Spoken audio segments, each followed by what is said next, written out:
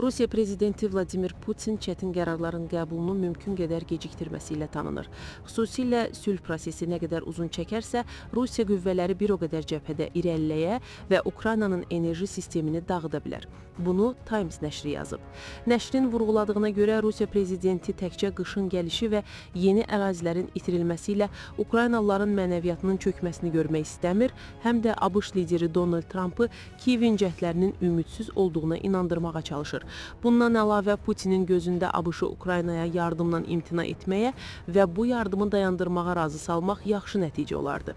Putin öz ərazi tələblərindən danışarkən bildirir ki, Kiyev hələ də nəzarətində saxladığı Donetsk vilayətinin 20%-ni verməlidir. Məlumatda qeyd olunub. Cənubi Qafqazda Rusiya və İrandan yan keçən nəqliyyat layihələri mahiyyət etibarilə sərfəli deyil və region ölkələri arasında əməkdaşlığa xələl gətirmə məqsədi daşıyır. Bu iddianı Rusiyanın Ermənistandakı səfirinin müşaviri Dmitri Litskay deyib. Rusiyalı diplomat bildirib ki, bölgədə nəqliyyat dəhlizlərinin yaradılması mövzusu çox fəal müzakirə olunur və burada əsas amil logistik xərc və marşrutların rentabilliyidir. Qərb tərəfdaşlarının təşviq etdiyi marşrutlar Rusiya və İrandan yan keçir. Bu layihələr iqtisadiyyatdan çox geosiyasətə əsaslanır. Digər tərəfdən Qazaxıstandan Ermənistana son yük daşıma təcrübəsi göstərir ki, region ölkələri siyasi iradə olduğu halda öz marşrutlarını qura bilərlər. Litskay 3+3 platforması barədə qeyd edib ki, bu format əgər onlar regiona konstruktiv ideyalarla gəlirlərsə, xarici qüvvələrlə əməkdaşlığı istisna etmir. Moskvada keçirilmiş ilk görüş formatın aktual olduğunu göstərdi. Diplomatın sözlərinə görə Rusiya regiondakı proseslərin müzakirəsi zərurətini nəzərə alaraq yeni görüşlərin keçirilməsini gözləyir. Növbəti görüşün Azərbaycan və Ermənistanda baş tutmalı olduğu məkan seçiminin tərəfdaşların qərarına buraxıldığı qeyd edilib.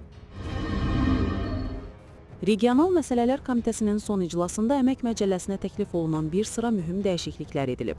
Uşağın doğulması ilə əlaqədar atalara 14 günlük ödənişli məzuniyyətin verilməsi, distant işin hüquqi rəsmiləşdirilməsi və tələbələrin istehsalat təcrübəsi dövründə əmək müqaviləsi ilə təmin olunması kimi yeniliklər qanun layihəsində yer alıb.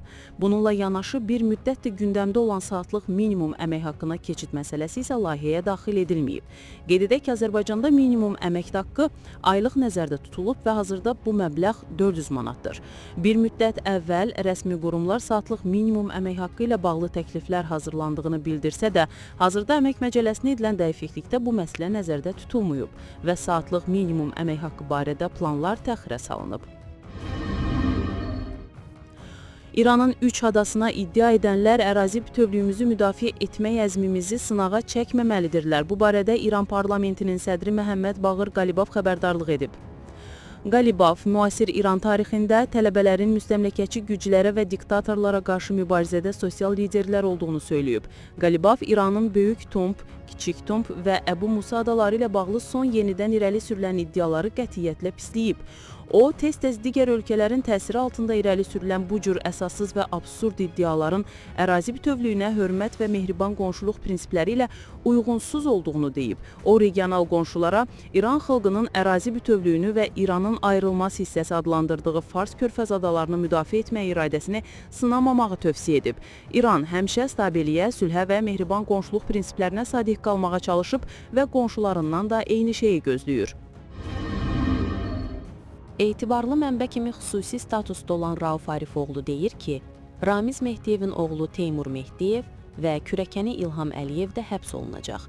Eyni zamanda müxalifət partiyalarının birinin də rəhbəri tutulacaq.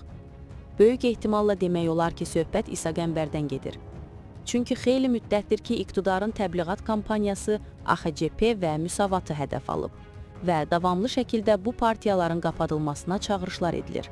Bu barədə mühacir jurnalist Elbəyi Həsənli qeyd edib.